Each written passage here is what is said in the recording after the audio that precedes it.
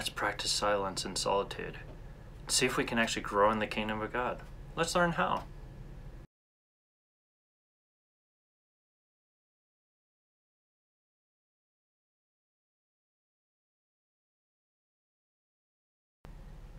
Hi, I'm Brian Fenimore. I'm the founder and director of Plumbline Ministries. I want to thank you for joining us today. We're trying to become like Jesus so that we can see transformation in ourselves, our relationship, and our work.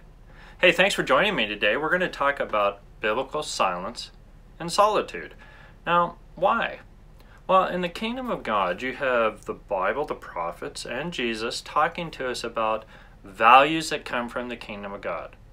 Now, the values reflect the nature of who God is. So if I come into alignment with that, I'll encounter Him, and there'll be some kind of transformation that happens to me.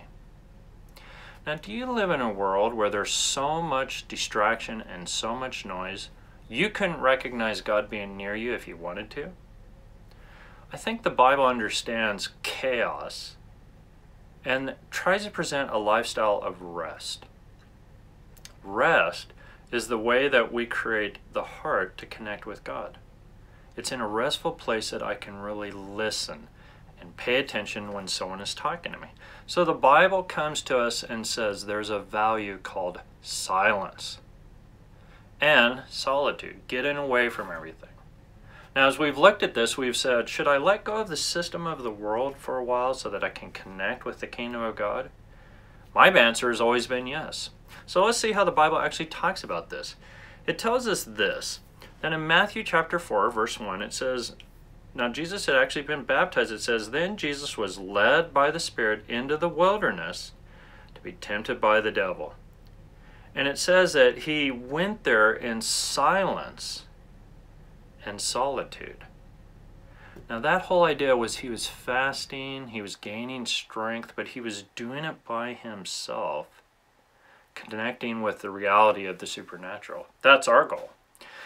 We also have this example in Matthew chapter 14, verse 23. It says this, and after he had sent the multitude away, he had done ministry all day, he went up to the mountain by himself to pray.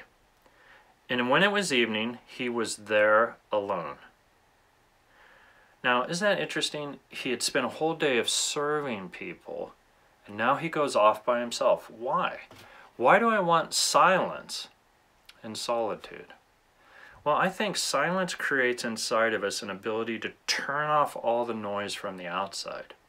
And solitude lets us get away from things that grab our attention too easily so that our soul can take a moment to be nurtured by God's presence and by the kingdom of God.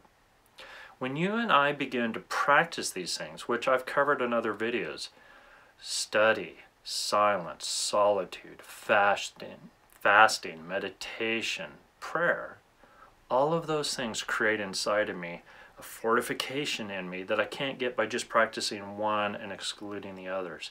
So I want to learn to become a person that values silence and solitude.